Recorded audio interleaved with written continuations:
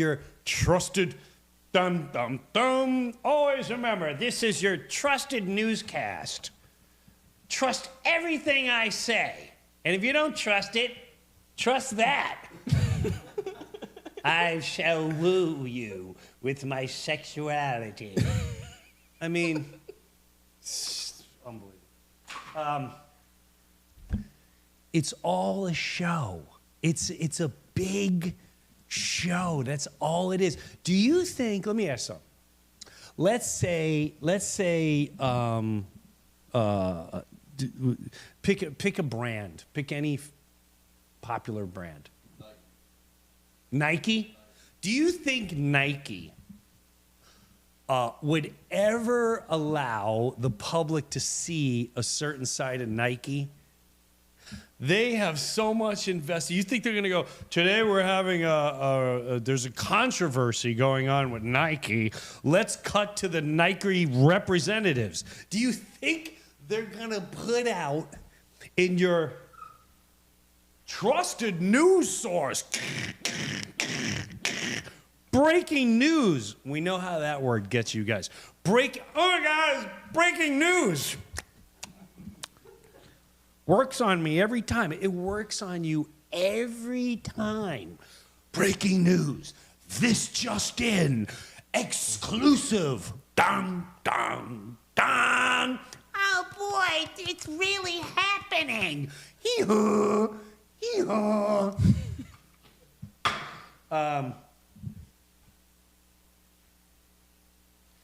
Hi, I'm a newscaster.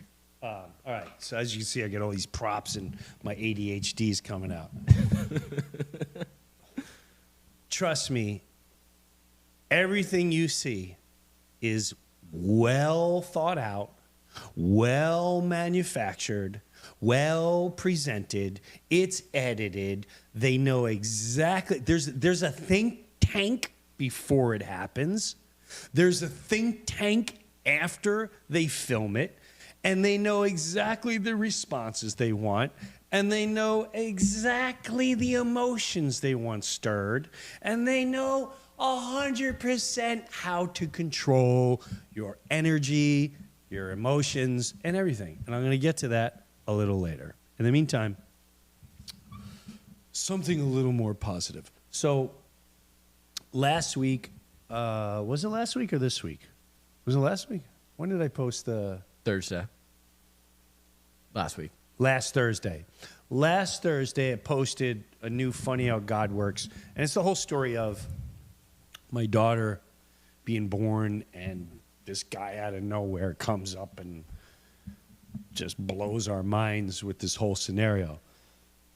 Why I love doing these things, and if you looked at any of the other ones, the Funny How God Works, I was on the phone today with some potential future business partners. And while I was talking with them, I'll never forget what each person said. I cannot believe the way people not only are watching the Funny How God Works stories, but the comments they're using. They're not just leaving comments, they're leaving entire stories that have resonated with them. And again, that's another reason why I really like doing this, because we got to get away from the, hey, look what's going on now. It's a horse and pony show to control. It's just meant for control. Fear, control. Control, fear. Those are your two. Here we go. Remember this, people. What controls are? How do you? I'm gonna give you a lesson right here, right now. This is what you need to know. This is all of news. Their job is to control you. You understand that, right? How do they control you? Your emotions. Your emotions. How many of you today are sitting there talking like, you know, Cash Patel said, blah, blah, blah, and Pam Bundy, and blah, blah, blah, and Epstein Foss, and here's the other thing. all everyone does, and again, I want to get into this a little later. I keep coming back to it, but all everyone does is just talk about it. You'll get together and you'll march for, I don't know, pro-life, gun control, LGBTQ2 rights, whatever you'll get up and control. But this is meant to control you. And whether you want to admit it or not, it doesn't matter, because that's what it does. It controls the way you think. It controls your energy. It consumes your time. And it does a darn good job of it. It does a really good job of it. Yeah, I'm kind of liking this. Just that's why I like doing this Funny How God Works. What's going to bring us together? Humanity talking about real life stuff. And we can all relate to life, and we can all relate to death, and we can all relate to struggles. And how do we lift each other up? It's really that simple. So this story, this is just an example. And a lot of you reach out. You know that I read my Instagram. If you message me on Instagram, I will read it. Some of it I scroll through. If you're just like, hey, nah, nah, nah, but some of them really get my attention. And so the last one we did, which is about my daughter being born and, you know, me saying she's an angel and we need to come up with a name, and you can go watch it. And there's multiple stories that came from this. But this is what I'm saying. Those stories too, they're not Republican. They're not Democrat. They're not liberal. They're not political. They're not telling you what you should do. They're actually bringing people together, and people read some of the stories, and then they start interacting with one another. So one of these stories, who actually is from, I'm blown away by this, because this couple, Alani and Courtney, who I know, I used to work out material in St. Petersburg at a comedy club up there, Side Splitters. And I would work out there, and then I'd go to Sarasota, McCurdy's, and I would work out material. And a lot of that was the last tour and the last couple of tours. And when I played Tampa, a lot of times Alani, Courtney, and I believe their daughter would come see me work out. Now she's also they're Patreon members as well. So they've been to the True Brew weekend, and we've been to events together, and they've been to shows and all that jazz. When I posted that story on YouTube, which I had a great suggestion from one of you, thank you, was we take the Funny How God Works and we make that a completely different Spotify. Yeah, so we're going to put it as a playlist on YouTube, and then we're going to start uploading it to Spotify so people can just listen. Awesome. Okay, cool. And if you don't mind, I just want to read this real quick. You know, and I know if Eleni is writing to me, I know she's not one to like just throw out a conversation. So she went, I just listened to your podcast about naming your daughter and the sense of divine intervention. It really is about divine intervention, whether you believe that or not. Watch the story, you decide. It reminded me of something deeply personal I wanted to share. When I was 6-7 months pregnant with my son Timothy, I was working in a preschool special ed program. One morning, my friend Laura walked into my room in the morning, which never happens, and she said, I had a dream last night. I laughed. I said, okay. And she told me she dreamt about a little boy with Down syndrome. He was really cute, and he came to me, and I have joked to her saying, oh, no, please don't tell me that. Please don't tell me that. And she saw my expression, and she stopped, and it was very unsettling. Weeks later, I'm decorating the nursery, and I had a quiet thought. And this room, I had a quiet thought that this room was for a baby who's special. I didn't know what that meant, but I just felt it. This is what she was feeling in the room. Hold on. We hadn't picked up. Shoot, man. So when Timothy was born, so she's in the room and she feels this kid is going to be special. The other one started telling us she had a dream about a kid. When Timothy was born, I saw his almond-shaped eyes, and I knew he had Down syndrome. The hospital experience was really traumatic.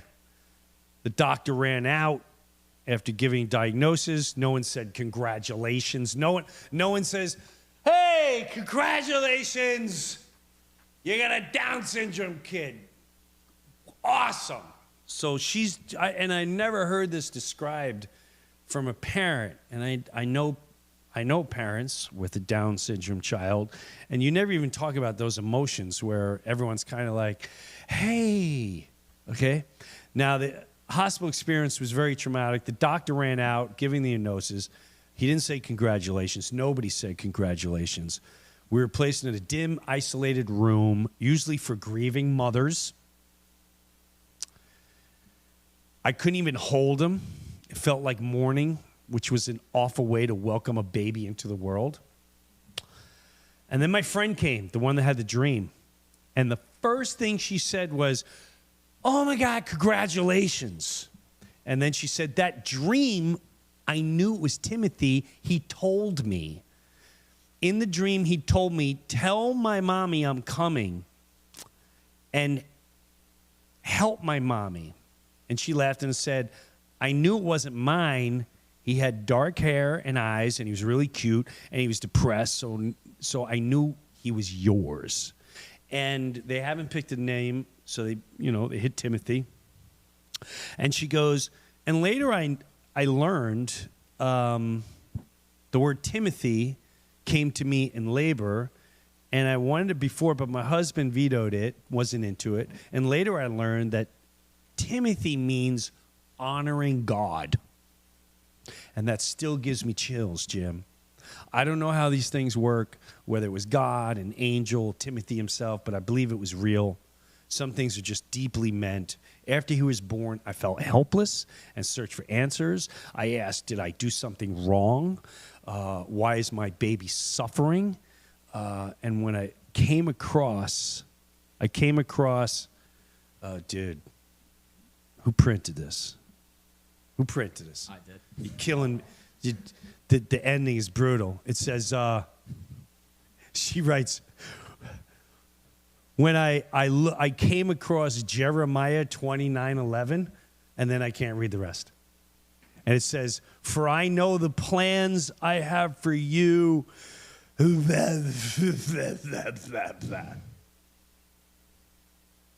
a church dude. What's Jeremiah 11? I don't know any of this stuff. But the point of it is, what are these things that happen in our life? Some of us can take them as tragedy. Some of them can take them as a gift of life, Nobody. Here we go. For I know the plans I have for you, declares the Lord. I know the plans I have for you. Plans to prosper you and not to harm you. Plans to give you hope and a future. This is a beautiful promise showing that God is in control, blah, blah, blah. And at the end of the day, yes. So the point of this whole thing is, the reason why I like doing Funny How God Works is it's connecting people. It's making them think deeper. It's giving them messages. It's taking them off of politics. It's taking them off Epstein files. Who's on the Epstein files? Damn it. Who's on there? Do we have Q&As? We do. Let's get to that, and then we have some, the bunker with all this stuff, and then we have a wheel of spiritual. We got a lot of stuff going on here, and I dig your new look, bro. I appreciate it. I thought this was interesting. What is your ultimate goal? What's my ultimate goal? Uh-huh. In general, in life? That's literally what it says. What is that's your the ultimate- question. Yeah, what is your ultimate goal? Who asked that? TKW 975. TKW 975. Huh. What's your ultimate goal? To bring Buddha back.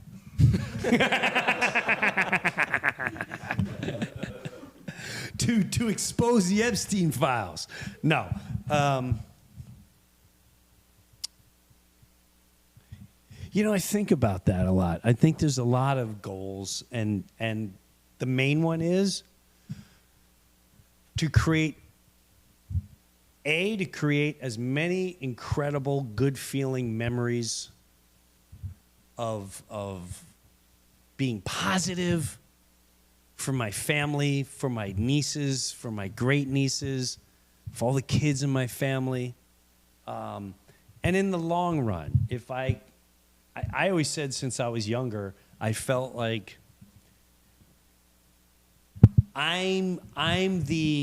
we're all stuck here, so can we just have fun while we're here and figure out how to entertain ourselves? And if I got to entertain you, so be it. But in the end, I guess the goal is really just to give back all the freaking knowledge I've ever known in life and give it back so I can help others. I think that's what, at the end of the day, what a lot of us are here for. But, we get caught up in Epstein files, liberals, conservatives. Damn Trump, I hate him. God, I hate him. He's the best president we ever had in our life. You should be in a camp. You know what that stuff is doing? It's controlling you. Control. If you are one that's willing to run on someone's lawn and pull off a sign, you're being controlled. If you're willing to not sit next to someone on a plane, your emotions are controlled. If you're willing to not help a patient because you think they might have voted for something you would never, you're under control.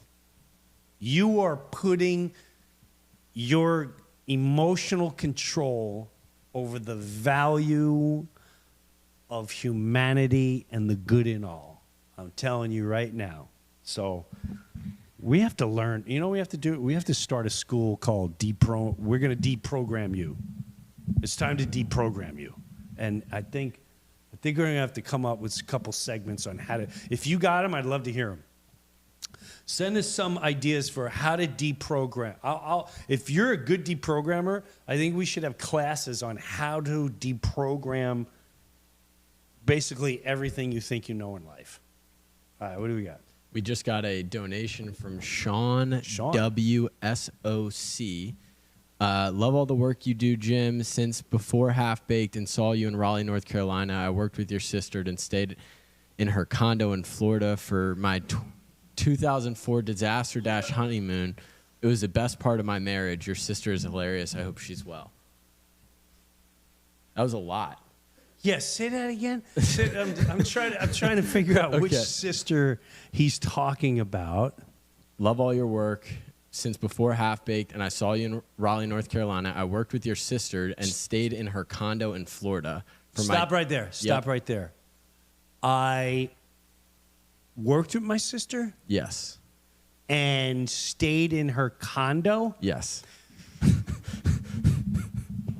That would be called fake news.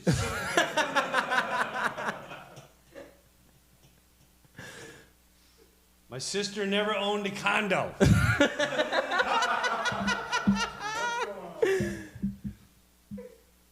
Sean, thank you for the donation.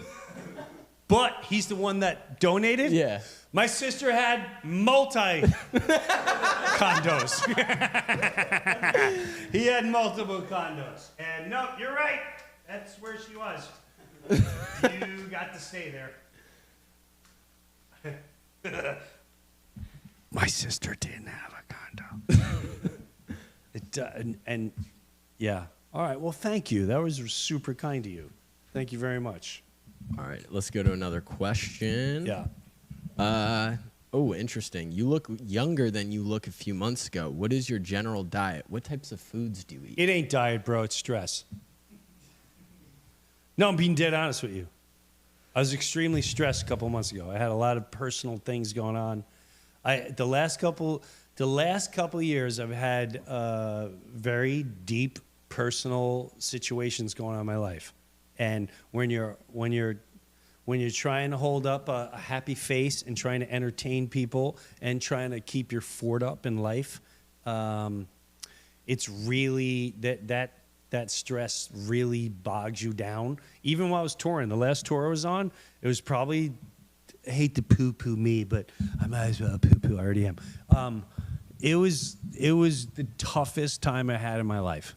And it has nothing to do with fans or the material. It had to go on. It's more about what was going on beneath the surface. Everyone forgets everyone's human, and everyone forgets there's real human things going on in their life. I have daughters. I have a wife. I have nieces, nephews, very close friends. And when things go down, I don't bring it to the surface. I keep that all in private. So, two things. One, thank you for the compliment. I think also I'm working out more than I ever had. And what am I eating? No sugar. I shouldn't say no sugar. I'm doing everything I can not to have sugar. Because here's a little thing. I'm not a doctor, by the way. And I wouldn't take my health advice. But here's some gym health advice. Don't eat sugar. Sugar, this always gets me. I can't stand when people are like, it's flu season. Is it flu season? Or is it the season? Why do students get sick when they go back to school in September? Why do so many kids get sick? You want to have a guess at that? I'm going to take a guess. They come back. It's the worst food in history is shoved into their system, and it's a booze festival. Booze is loaded with sugar, so kids are gone all summer, whatever they're doing, maybe they're working, then they go back to school, and what are they doing?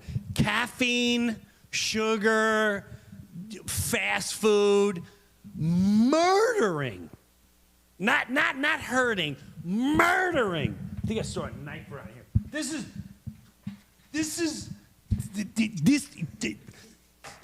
Sugar takes your immune system and just goes.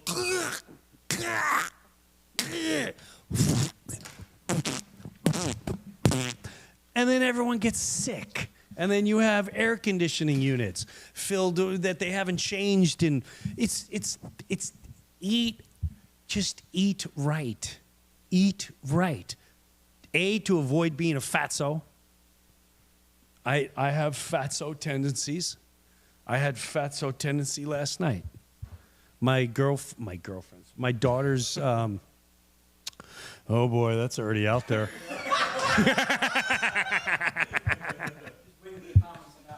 I'm waiting for my wife to show up for that one. Did you on live stream and say your girlfriend? My daughter's boyfriend makes these absolute insane, ridiculous cookies. Oh, dude, thank you so much. Ryan, you're a savage. That's definitely Kyle. Kyle, you are the man. So, yeah, I went and worked out yesterday, and what I do, I came home, I ate all 5 of the cookies. It was just a disaster. Oh, before we go any further, well, what's your face for? What do you see? We just got another donation. What? $300 from Sean again. He says, in the Keys, brother. I mean, it was a small house off of the causeway. Her first initial is P. I'm trying not to give out too much information. Wait a minute. Our first initial is what? P. B like P. P. Okay, no, he's on to something. We both work for a big bank. Okay. What was the condo, though, bro? It was in the Keys, you said? It's a small house. Small house. In the Keys? That's where I'm really confused.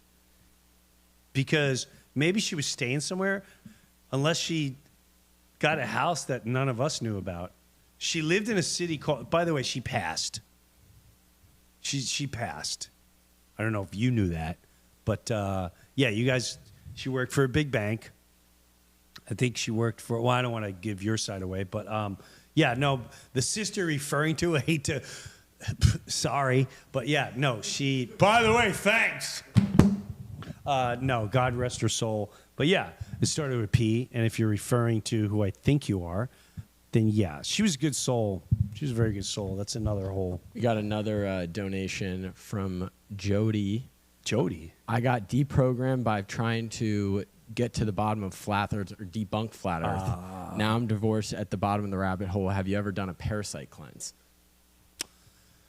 I haven't done a parasite cleanse, Jody. However,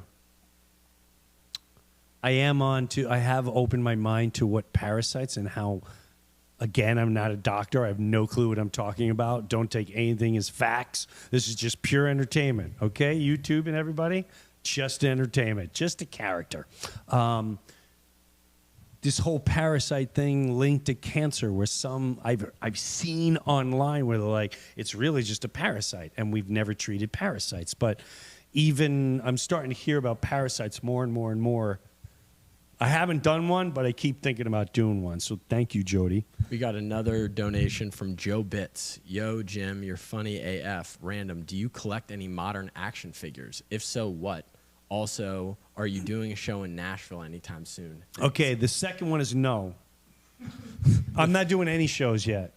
I'm just the first technical planned shows are in February of next year, February, March, April. However, they're not cemented in. I have a whole different vision of where I'd like to be going and things I'd like to talk about. And then what was the first question? Do you collect any modern action figures? Do I collect any modern action figures? To be dead honest, no. I'm just being honest. He's not up here. I had Godzilla. He's right there. Oh, he is? Oh, shoot, he's carrying this dude. That's right. I used to love Godzilla, man. Godzilla, I'd bring him in the bathtub and I'd make him walk. You know what I used to do? I used to have him and a little gorilla. And I would do like this whole, I'd be in the bathtub as a little boy, and I'd put the soap on the edge of the bathtub and drive my mother nuts. She'd be like, I can't get in the water, and these two I'd have Godzilla would ice skate, and sorry, dude, you might as well not give him up there. And then he'd run into King Kong and stuff. And then I also had G.I. Joe, but I never really got into much of the action figures. Before we go any further, I need to tell you guys something, and I want to see if anyone wants these tickets. Anyone out there been to the Sphere to see any of the concerts? Well, I went there. Hold that thought. I see you want to say something. Hold that thought. You're like chomping at the bit. You got someone there. Did they just donate $40,000? Like, what happened? Okay. No. So I brought my wife to go see the Eagles at the Sphere. Do I have all the Eagles albums? No. Do I ever collect them? No. Am I a huge Eagle fan? No. I do know all their music. I went to the Sphere. Let me tell you something. And this was sober. And I'm not going to lie to you, part of me was like, I kind of wish I hadn't come here. It is... Never in my life have I left an entertainment event and turned around and bought again more tickets. But here's where the jackass part of me kicks in. I bought tickets for September 6th. 8 seats all in a row, section 308, which is right in the middle, because that's where I was for the last concert, and I wanted that. So there was a bunch of us that want to go as couples. We talked everyone into it, and I booked the wrong date. And literally, as soon as I did it, I went, oh my God! Oh my God, it's the wrong date. And I immediately called StubHub, because that's the only place you get tickets and all the other third-party things. Don't get me started with that. And they were like, no, you can try to resell them. I'm like, oh my God. It's a very expensive mistake. It's a download. It's a bad mistake. Now, I will offer anybody watching the exact amount of money I paid after services. I'll show you the fees and everything, and I'll show you exactly what I paid for. Otherwise, but I ain't gonna lie to you, I'm being straight up right now, they're over $1,000 a ticket. I just lost 80% of the people that were interested. But here's the deal. Go look up Section 306. Go look up any Eagles concert sphere. Good luck. Good luck. Now, I have a friend that also goofed, and now, so I'm about to put it on resale in the next 2 weeks, and technically, I'm pretty sure I will sell it and make money, which was not my intention. I'm actually now going to be there the week after. So if there's anyone out there, I have 8 seats, section 306, row 17, and the tickets are 7. Here you go. 306, there you go, row 17. And seats number 7, 8, 9, 10, 11, 12, 13, 14. 7 through 14, row 17, section 306. It's dead in the center. You're not going to get any better. It's unbelievable. So please reach out. How can they reach out? Can they reach out by email? Just DM the Instagram. Oh, yeah, DM me on Instagram. But don't DM unless you're dead serious. But I'm telling you right now, there's 8 tickets, and they're all at least $1,000. It's the whole thing came out to like $9,000. It's like $9,000, which is so insane. Who started making scalping tickets legal?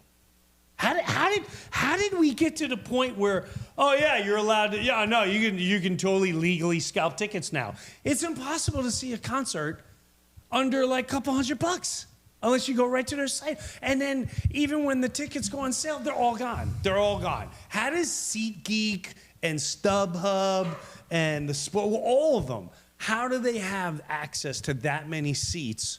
And they get control of all that. And how does people just able to glom up seats and turn around and you can't touch them and you got to buy them for? Like, I mean, when did this become legal? I don't get it.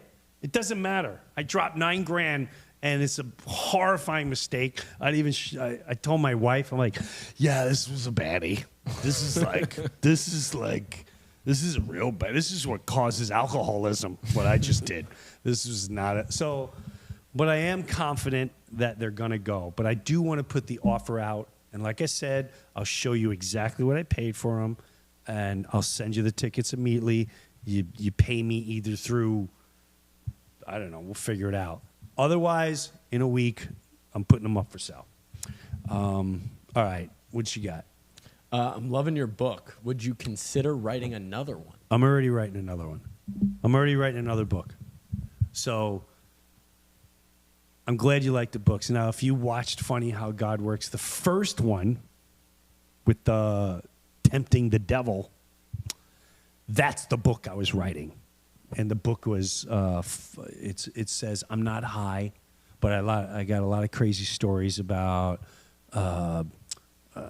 whatever, SNL and Half-Baked, and being a spiritual warrior. So the book did come out. I just found a bunch of books, so maybe I'll put them on sale because they don't exist anymore. I bought the rights, and I already started the new book. So, yes, I'm already writing another one. Another donation. Dang. Sean sent another one. I'm crushed and it's been years, but I'll never forget your sister. Now you have to do the dog pooping skit with your hand. I know you remember that. I can't believe I did. Oh, dude, I don't even have to do it. Just the fact that you brought it up. So, how did you? Before you do that, we have 2 other donations. So he knows my. He must Patty. have. Yeah, Patty. Yeah, Sean. Jules donated $5. Thank you Thank for you, Jules. Party in My Stomach. I watched it over and over on VHS, LMAO.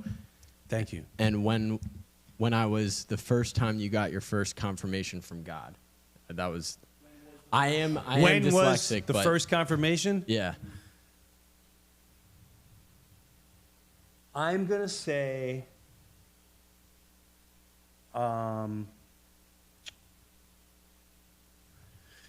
That's a tough question. I feel like the first real confirmation was when you feel like you got a gift. Would you say that's a confirmation? Yeah. Like there was a moment where I think I wrote it in the book too. Definitely where this girl was crying and she was older than me, and I kind of looked up to her. And she was in the neighborhood, and she was sobbing because her boyfriend of years left, and they broke up, and she was like hyper, and I felt terrible seeing her sad and crying. So my mission was to make her laugh, and I relentlessly tried all different, like, hey, look, I'm Godzilla. Bang, dang, dang, dang. Where's your boyfriend? I'll burn him. Whatever I was doing. And I was doing all these characters, and finally she broke.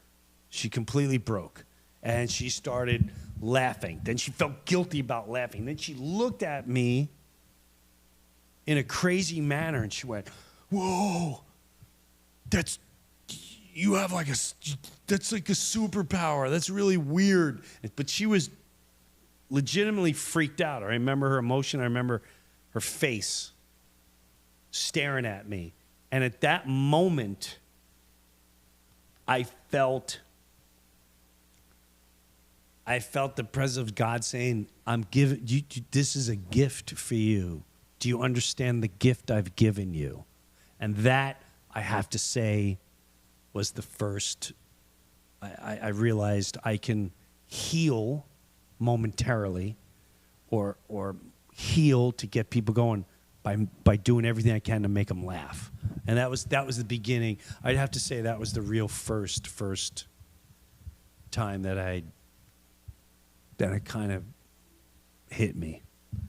Calvin sent a donation. I sent you a link about my grandfather passing in the white pigeon that blessed us. Yes! Did you really watch it and respond yourself? Yes. As a matter of fact, yeah, dude. I'll tell you right now. What is his? I told you this. Didn't I tell you Yeah, about you like, dude, you got to read the guy, the grandfather, and the whole. And then I had a guy on a plane with me that told me a whole story. But yes, this is the dove guy. Dude, that was me. Here, I'll tell you what. I'll do for you right now. What's his Instagram? It's Calvin Wait. Hubbard. is Calvin. his Okay, name. hold on, Calvin. Watch this. Hold on a second, Calvin. What's the last name? Hubbard. Hubbard. H-U-B. Hubbard. Remember the poop in my hand thing. Oh, Calvin Hubbard. I got him. Oh, shoot. That's not him. Damn. It was under messages. Am I losing people right now? They're like, this guy's killing me right now. I mean, we're reading other people's messages? Like, what's going on? Calvin. Oh, I got him. Here you go. I got you, Calvin. Ready? Ready, Calvin? Are you watching? Watch this, Calvin. Yes, Calvin, it was me. As a matter of fact, you're watching this while I'm about to send you this video. And yes, that was me responding to you. Boom. Done. And I just sent it, Calvin. That's for you. Yeah. So Calvin, dude, check this out. He goes, check out Calvin's story. So again, this is all part of the funny how God works.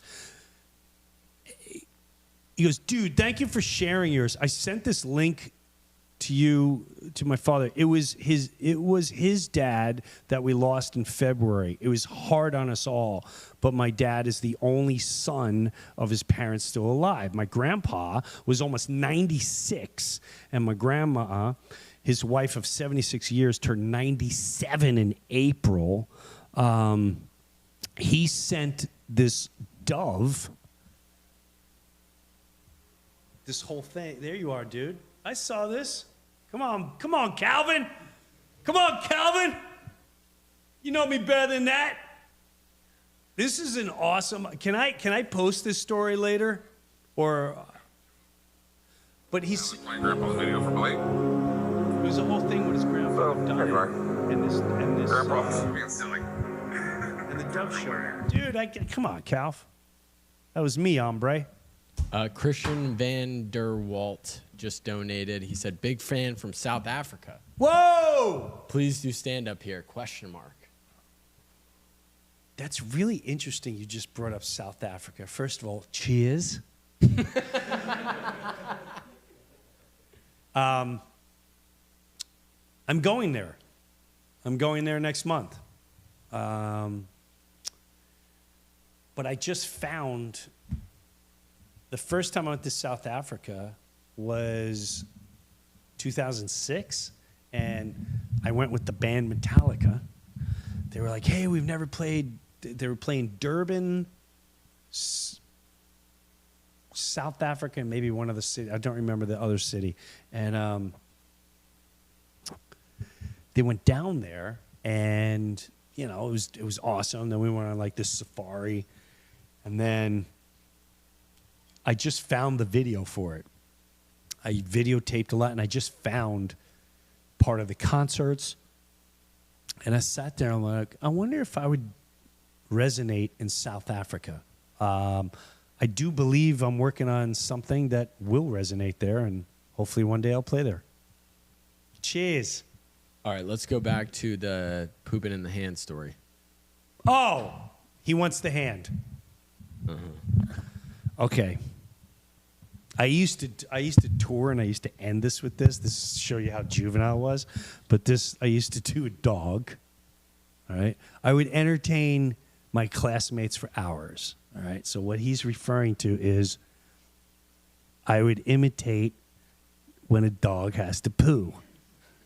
And so this is like second grade stuff here. It's very funny if you're wasted too.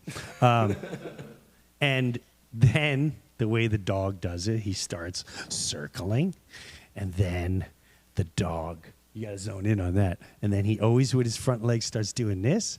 He's looking around, and then he does this, and then when the dog is ready, I mean, I can't believe you guys ever see it. And then he goes,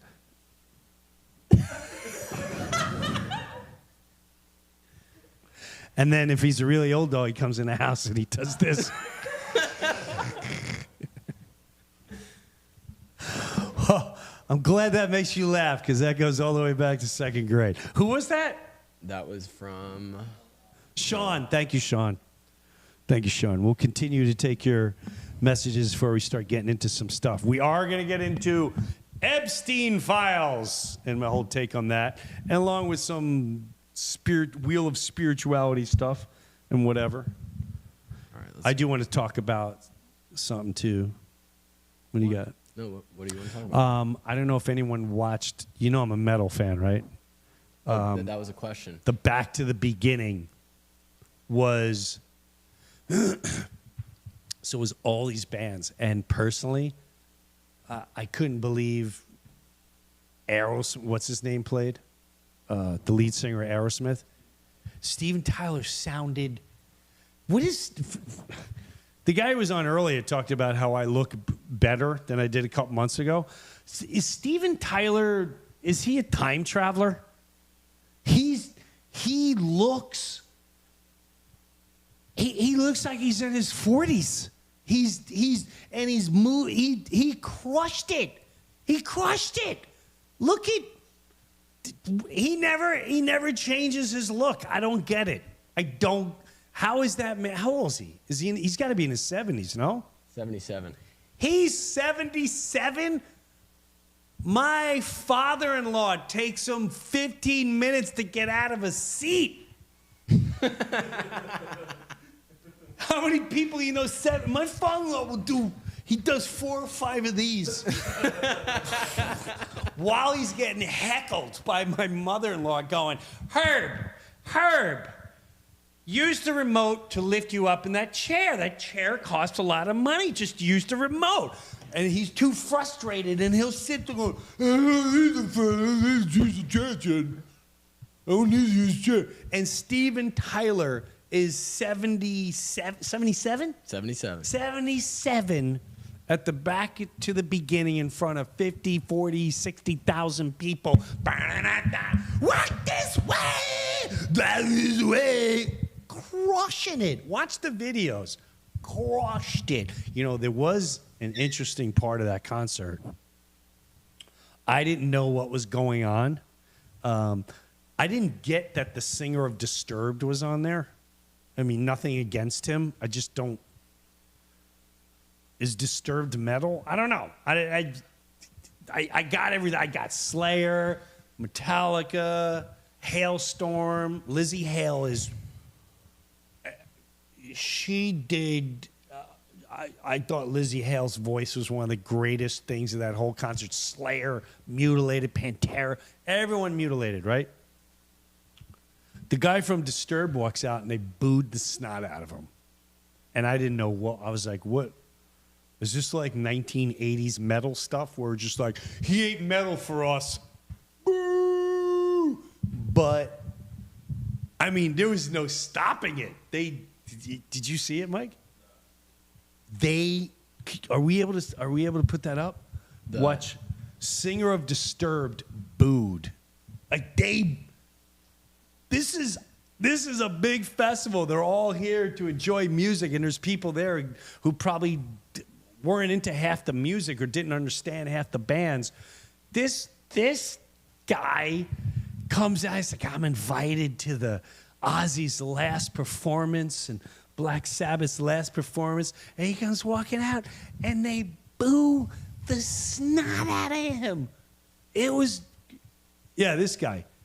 But play that. Let's see if we can hear it. Is this the one booing them? Should be. Can't really hear it. Can't hear that one. Where do you see it? It's all right, Kyle. We got plenty of time to work on this. Top of the screen, yeah. There you go. All right, start over. Start when he walks out. Listen to that.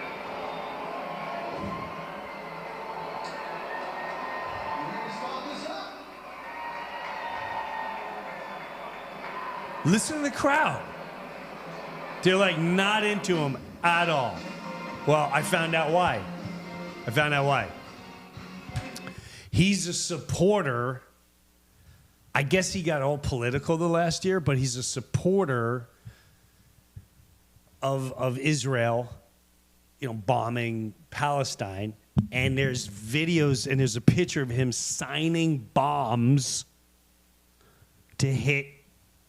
And I guess, which, no offense, whether you're for it or against it, one of the biggest Black Sabbath songs is War Pigs.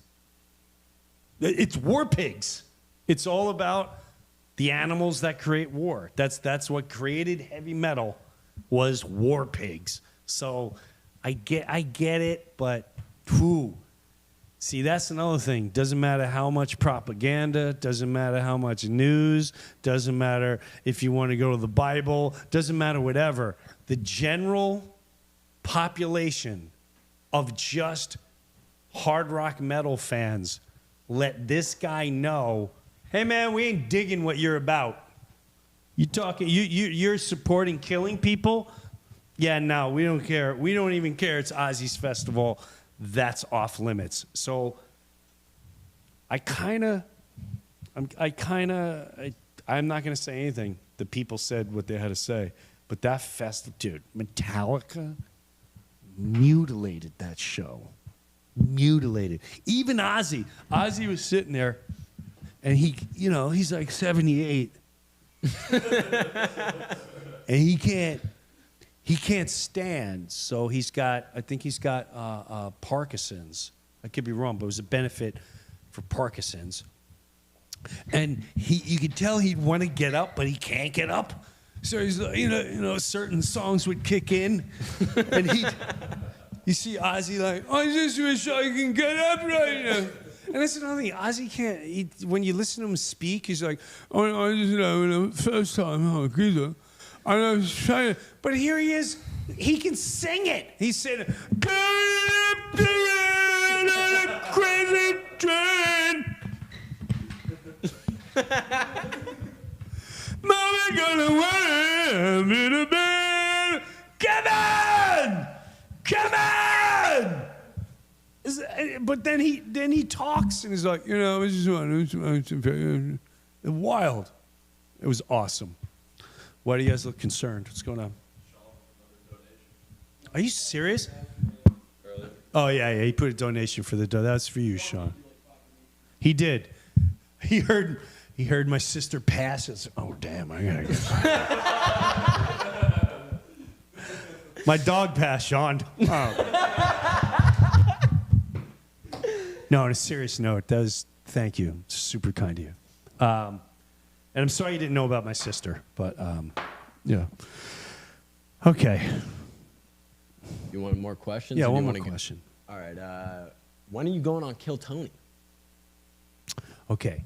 I get this question a lot. When am I going and kill Tony? Even to the point where Tony has asked me this.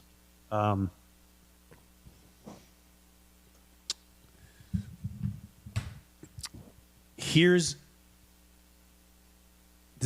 is the weird part of me. I'm just gonna be blatantly honest. I do plan on going on there.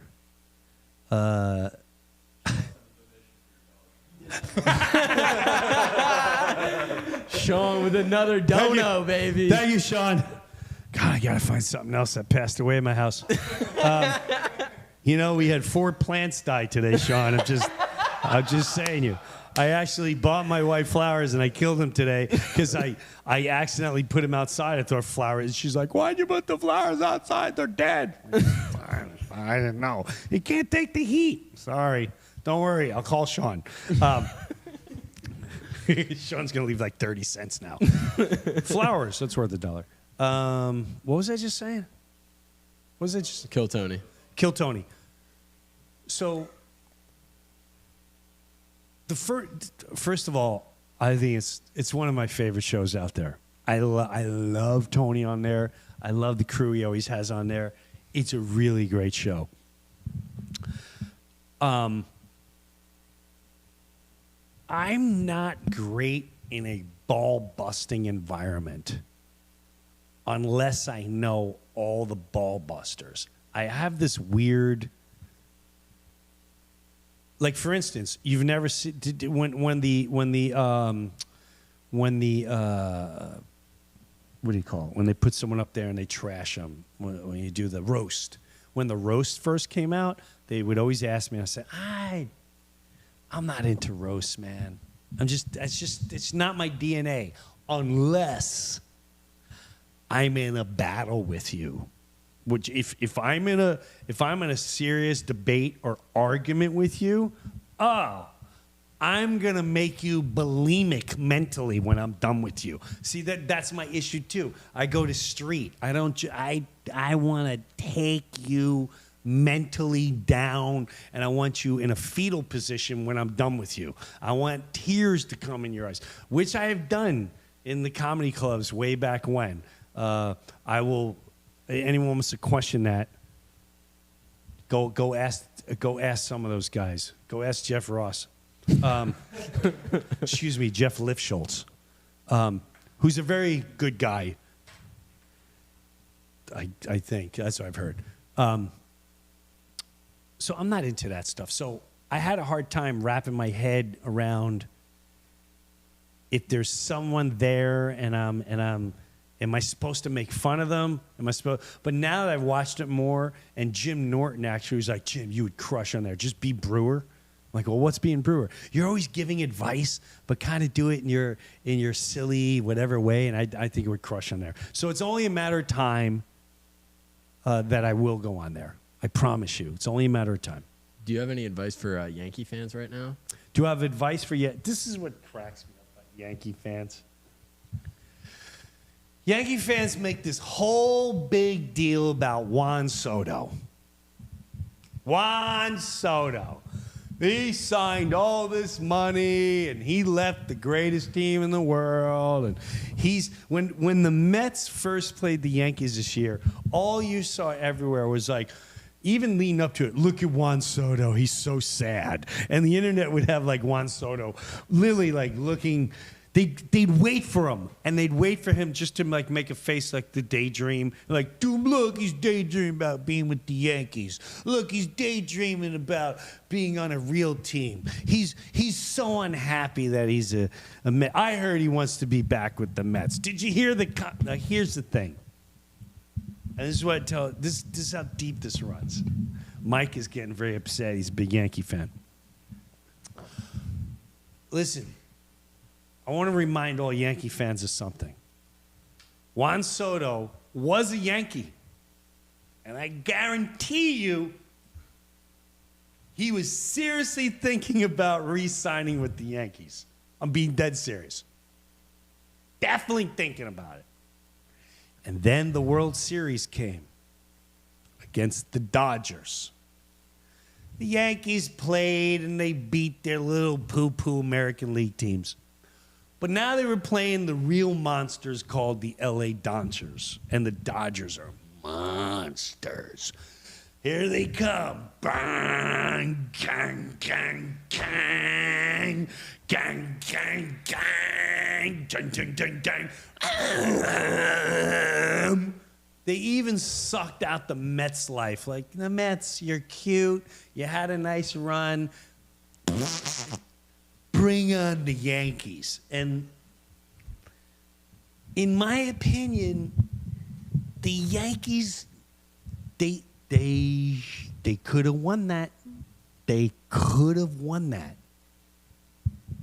And I'm going to remind every Yankee fan of something that you pretend don't exist.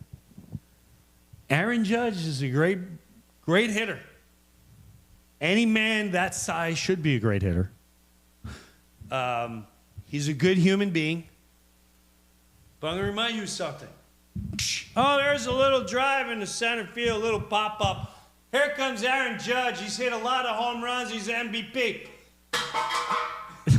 He just dropped the ball.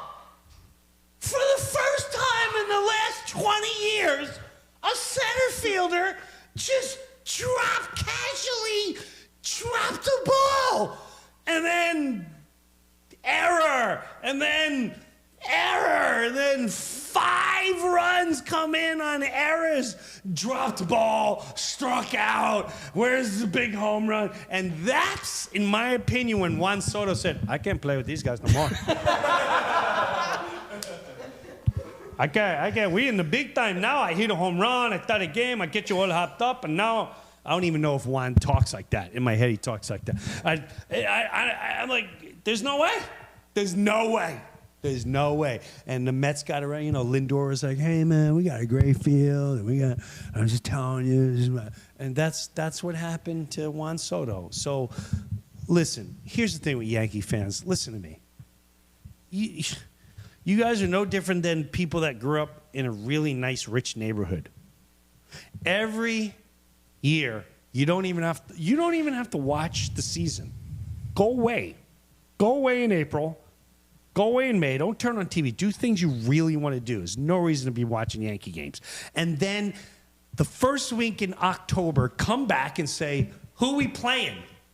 Because that's what you get to do every year. Every year, who we playing? You're already in the playoffs. So what are you worried about? You don't even have to watch games. You're in the playoffs. That's how great the Yankees already are. Okay? But yeah, don't forget about that Judge drop ball. That is the moment when Juan said, I'm going across the street. In my opinion. I know, Mike, that hurt. I just think it's super hypocritical standard Mets fan. You guys, Super hypocritical. you guys haven't won a World Series since pre-internet. What's that got to do with anything? 39 years ago. 39 years ago.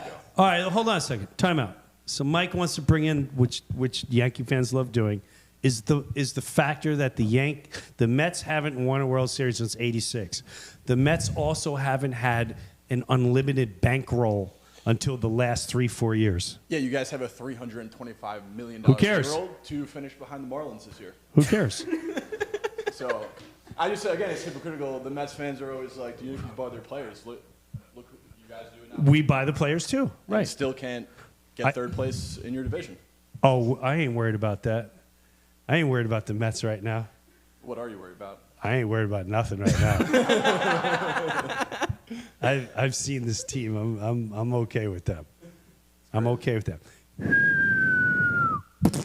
Bloop. You can't tell me Aaron Judge had a real tough Thanksgiving. That was a Thanksgiving where his whole family went, now don't anyone bring up that drop ball. Don't, he feels bad about that, and he does it. And don't bring up when he struck out when they needed him most. He still had a lot of home runs this year, and he did very good. And, I know you want to jump on Soto. Your face, you really are a diehard Yankee fan. He is so pissed right now. Oh, my God. Yeah. Don't worry about it. You're going to be there. Don't worry about it. It's okay. And the Mets are going to make it further. You guys hang wild card banners, we hang World Series rings. Yeah, okay. I get it. 1920s, I get it. All right, I think No, and then you did great during the steroid years. I know. I think this is perfect time for a little wheel of spirituality. Yeah, we could do that. But before we even hit that, me and Mike were starting to talk about baseball. And then he brought up Danny. And because I said, hey, man, we're going to play, are you guys into baseball? And we were like, yeah, we're into baseball. Yeah. So, all right, we're going to go to the park, and I'm going to throw some pitches, and we're hitting.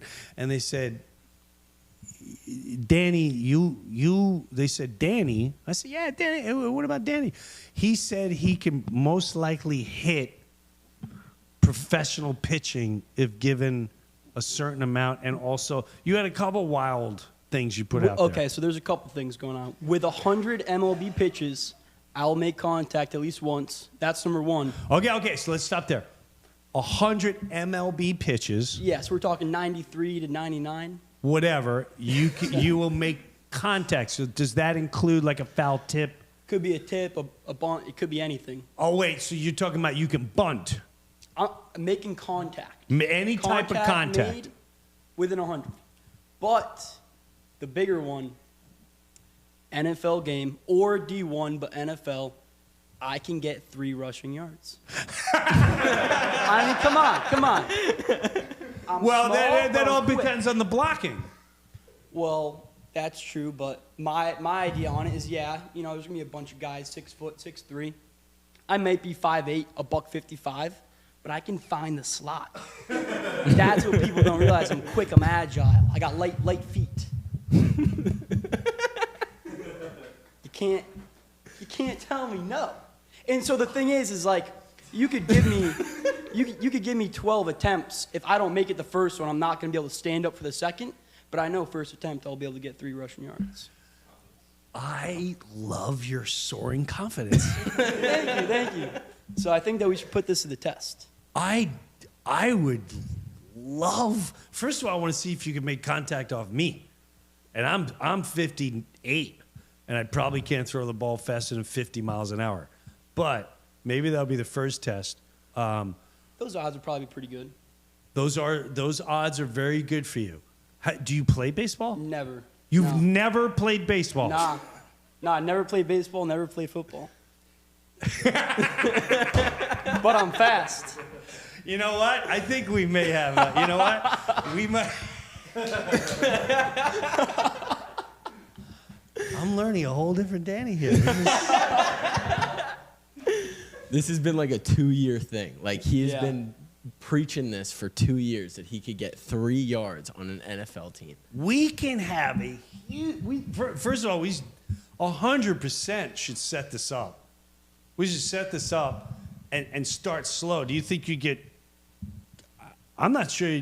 Why don't we start with like a high school I football was team? thinking start like Naples, like Pee Wee Middle School, and then just work our way up from there. Pee Wee Middle School. Yeah, I mean, there's some big middle schoolers on the football team. I know. You for want a to go fact. against like a 14-year-old kid? They're 14, 15-year-old kids. No I just offense, gotta- that's not an accomplishment. If you're just gotta running what you set- got, like how old are you, Danny? I just turned 24. You're 24. Yeah. No, we got to start you. I say high school. High school. Yeah, we start seniors. You think you could do that? Yeah. We'll start. Mike high is school, no D3, shot. D1, and then we'll find an NFL team. Nah. I want to stay away from NFL. I'll get CTE. But D1. Do you like? Have you ever practiced? Like, have you ever like set up some boxes and try to run through them, or? Oh, I ran through some TVs, so We have that video. We there's do have video that footage video. of it. Okay. And I used to run. I'm fast. Oh well, you ran, so that explains everything. He's a runner. Okay. My phone. Okay. The baseball thing. Have you ever seen a ball come at you 80 miles an hour, Yeah, 90 I mean, I've miles an gone to hour? batting cages and cranked it up to like 80, and ratio was pretty low, but there was contact made. So like, Off a batting cage? yeah. They don't make balls move though. Yeah, no, I know. That's why I'm a little more confident with football. Okay. All right. We might have to place a whole bet, and this is very. If there's any D1 football teams out there, and you guys would like to run it with me, then DM Jim, and we'll put something together. The confidence is sky high. All right. I love this. I think this is a We're gonna must make do. something out of this. All right. Danny, I like your confidence. Kyle, you're very quiet over there. You don't want to see your buddy go down. I'm kind of worried for Dan. I know you are. You guys, yeah. Mike is just, Mike's loving this. yeah, no. Mike's like the size of the two of you put together. And Kyle and Danny on each side, they're gonna, all right, this is gonna be good. All right, Senior Jamie, what do you got? Wheel of Spirituality. I'll pull it up. Okay. You guys Whoa. have watched Jim's pod. You've seen him do Wheel of Spirituality. So let's run it. Okay. Oh my God, it's after 8 already? Energy. I've been talking about this non-stop for the last couple days. I'm going to tell you all something right now. Energy. This woman taught me so much. I'm going to find her right now. Dolores Cannon. Dolores Cannon. Now, I showed my wife this, and she instantly, if it doesn't say Jesus, she gets mad. But it says, wait, this is not the right Dolores Cannon. But here we go. Oh, maybe it is.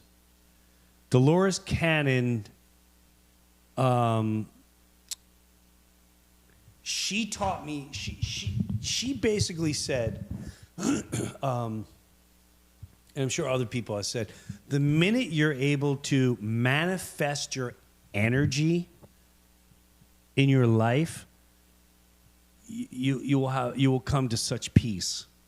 And I really didn't understand what that meant. And I think it pertains to almost everything. And what I mean by that is this. Let's say you're married. I come into the house, and your wife immediately is like, where you been? Blah blah blah. I've been trying to call you. Her energy, and she's projecting. She wants you to join and match this right here. I understand. And what was that? And why did you call? And a lot of times I'll find myself going, oh my God, what? Okay, sorry. Okay, where I can't think. I can't think. It's no different. Also, if someone comes running to your house and they're like, you gotta go, hey man, or they got an issue and they're bringing this energy to you, and they're trying to suck your energy into the same thing. And if you don't know how to manifest, be calm, and stay in your energy zone, it's really you lose your focus. You don't know how to handle situations. It's Florida. It's raining here. I love it. Being able to manifest how you put energy out there is so important. Let's take news. News comes on. They say, this is what's going on. How many times you're sucked into that?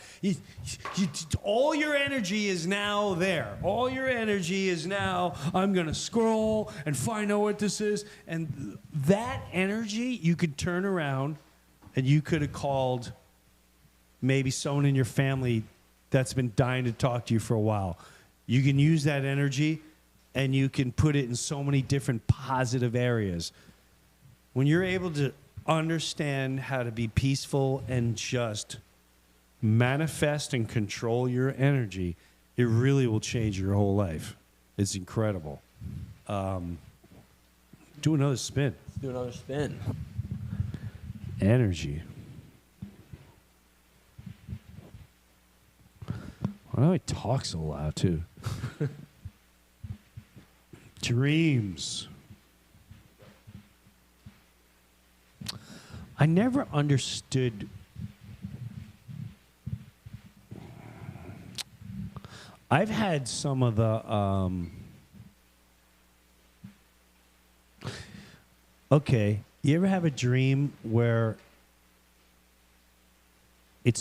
not only does it stay with you, it stays with you almost for a lifetime? Do any of you have that? Mm-hmm. You have a dream that. How long ago did you have it? I had a dream a while ago in high school for like 3 months of me getting in a car accident. And I ended up getting in that car accident.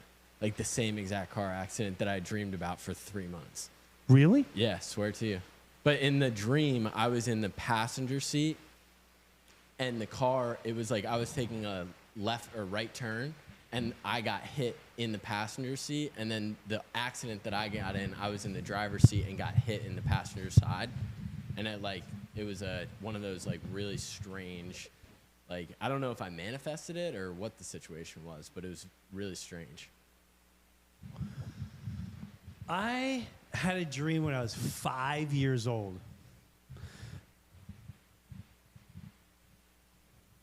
And the dream it's not a good dream. It's a terrible dream. It's a really bad dream. And the dream was, I literally, my schoolyard was all water. And for some reason, I was on a tiny rowboat, and I was floating in the water. It was just an abyss of water. And then it cut to my dad, who clearly died. And they were putting him into a fire. There were two people who were just kind of dragging him into a fire, just to kind of burn his remains. And I remember waking up in complete horror that I didn't understand that was, to the point where when my father did pass, he wanted to be burned, just want to be ashes.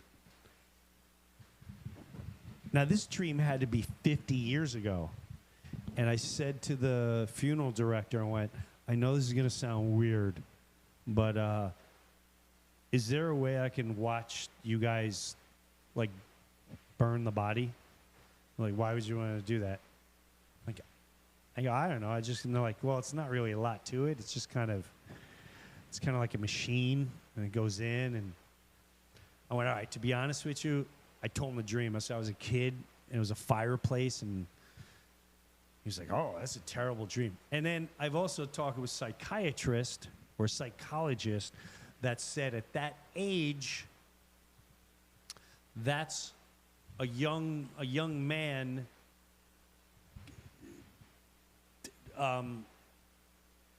becoming a man. He's going to be the one that wants to be the man, and he's taking out the king. Now, whether that means anything at all, I don't know. I did have the dream with my brother. This is part of a future, funny how God works. But when my brother passed,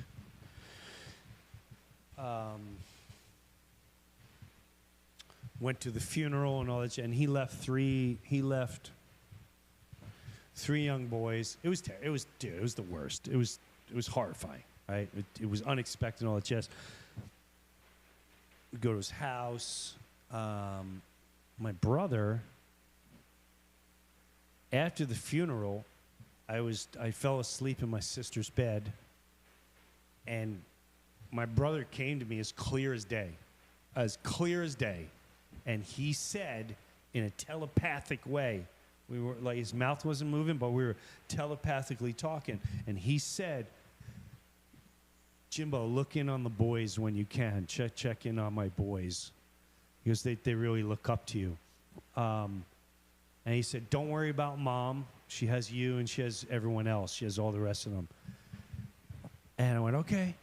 And then he was about to leave, and it was bright out, and he was in front of like these bushes, and he was wearing khaki pants and a red tie, like a blue tone light shirt. And before he left, I went, whoa, Ed, what about you? And you know the way I laugh. I'm like, he had that. We all have the same.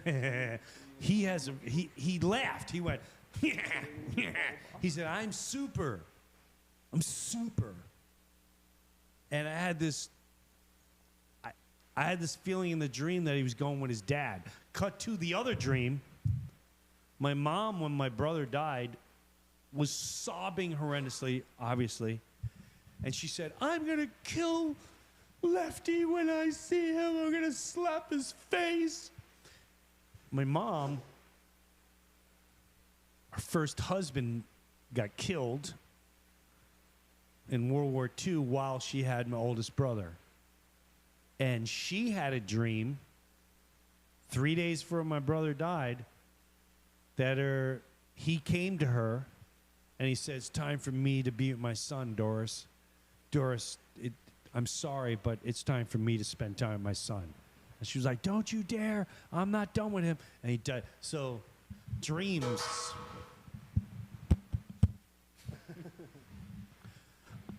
What are dreams? Some people think they're the future. I don't know.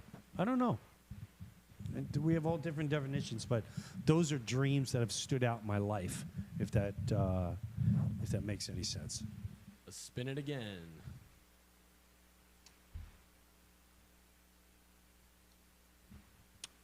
What do we got? Power of words. Oh. Now, I grew up during a time where what was sticks and stones will break your bones, and words will never harm me. I don't know where that went wrong, but words can be absolutely devastating. And they can also be extremely enlightening. And I'll give you an example of that.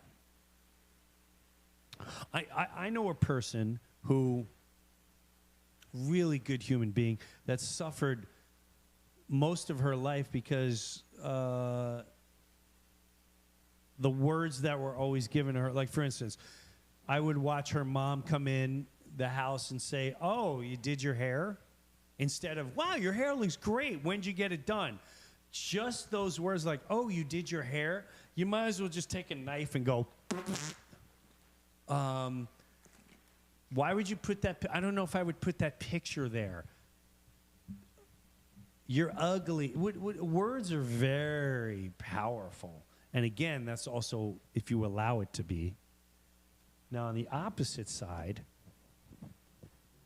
I started doing something about 3 months ago where I tried practicing make one stranger smile today.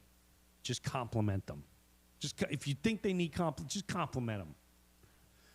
And the first place that happened was I went on a flight and I landed in Newark, New Jersey, and to get to the rental car section, you got to go on a tram, the air train, and I get off on the platform, and I'm waiting for the tram to come. I get on the tram, and there's no one in the car. We go to the next gate, B. It's like 3 stops, and then this woman came in. She's a black woman. She had a do-rag on. She had a couple bags. She looked angry, right? And I was leaning. So let's say this is the door. I was leaning, right, against the. I was in my seat here, right? I was in the seat right here, kind of and she came in, threw the bag, and hit me. And then she plopped herself down, and I got up, and I just kind of moved, and I saw her sitting like this, right? And then I started thinking, like, what happened to this person? Like, why is she so angry? Is she mentally disturbed? Is she? And all I asked was, she looked at me. I'm pretty sure she was looking for a conflict. She looked at me, and when she looked at me, I went, with all my heart, I went, "Are you okay?" And she went, "No, no." And I said, "What's the matter?" And she just started. She's like, "My family." "Your family? What's wrong?" She's like, "They're so mean to me." And then we just started freaking talking. And I was like, "Why would you let anyone do that?" Why? And she started talking about, I had a job and I lost a job and blah, blah, blah. But it changed her whole perspective.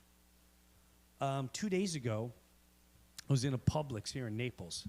And there was a woman with, I'm going to say she was Haitian.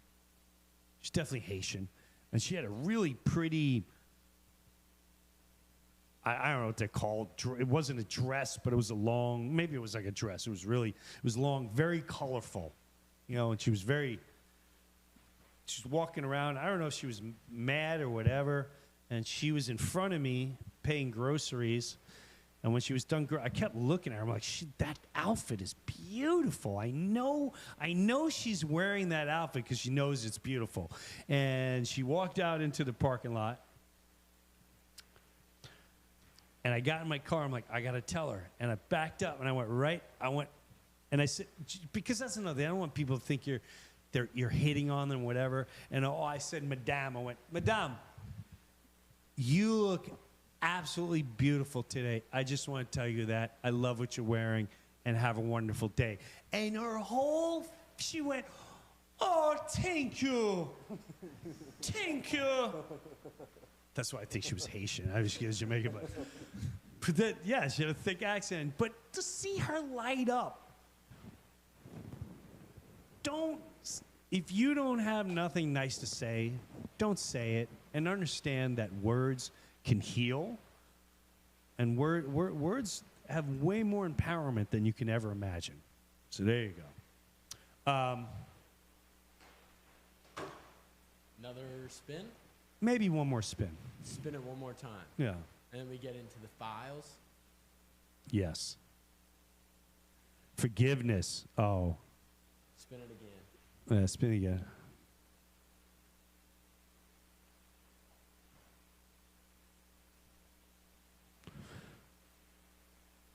Faith?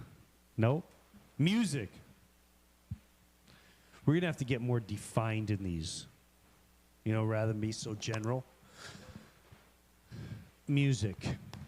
I can honestly say music has probably brought more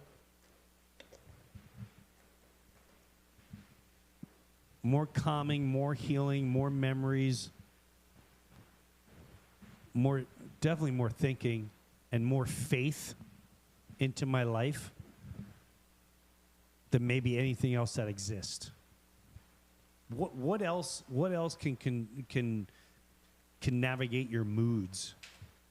The music. Music is, John Lennon once said, never underestimate the power of music. And you can even go all the way back into the native world, where the natives use the drums, and the drums are the bagpipes. Music is probably one of the most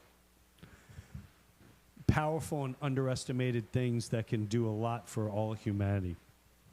Don't you do like the flute music? Huh? You do like the native flute music? Dude, I'll tell you what I do right now. This is my go-to, and I get into deep thinking. I got a whole. Maybe I should share my page. Can I share my page with people? Yeah. It's this. It's I got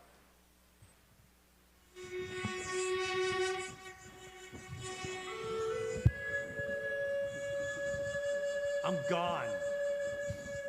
I put this on if I'm in a sauna or I'm in my yard. I'm adding it. I'm floating. The spirit's already taken off. I'm already on adventures. I'm healing. I'm doing things that I didn't know I was capable of. I'm soaring through the universe. I'm a messiah. I am healing the world. I'm bringing unity to the world. I'm writing the most powerful, beautiful things and thought process when I listen to this. It's unbelievable. Yeah. Is that your like meditation? Big time. Do you meditate? Yeah, I meditate. Not only do I meditate, but not meditate. All right, there's two meditations. When I think meditate, I think my fingers are here. I'm like, Some people meditate like that, or they fold their legs and they got to put their arms like that. I don't do that. I do the 3 S's.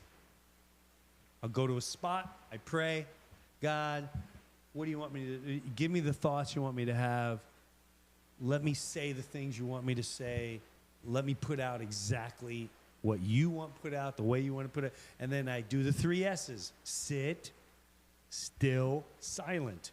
If I'm going for a hike, I'm not listening to music. If I'm walking in the woods, there's no checking the phone or anything like that. It's just let the thoughts go, and wherever they go, they go. That's, if I like hanging out. Nature's key. I don't care what anyone says. Nature is key to so many peace inside you and all the answers within you.